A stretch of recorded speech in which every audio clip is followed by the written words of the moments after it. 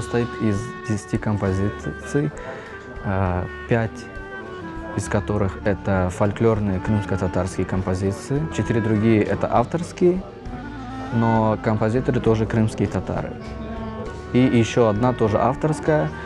И на сегодняшний день я думал, что эта композиция народная, но оказалось, у нее есть автор, это наш великий известный трубач Ибрагим ага Ипекчиев.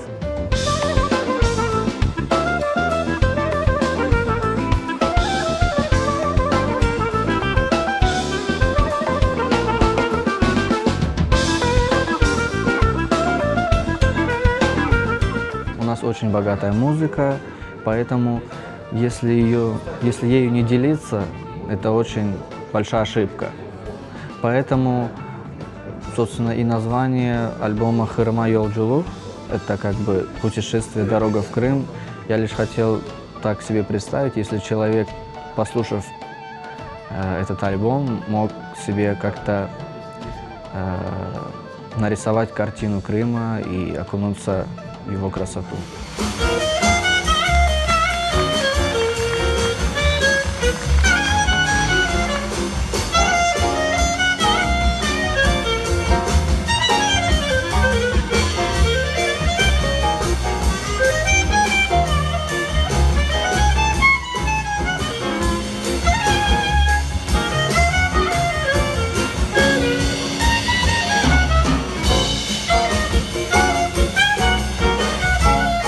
Музыка для меня — это способ передачи своего эмоционального настроения в массы.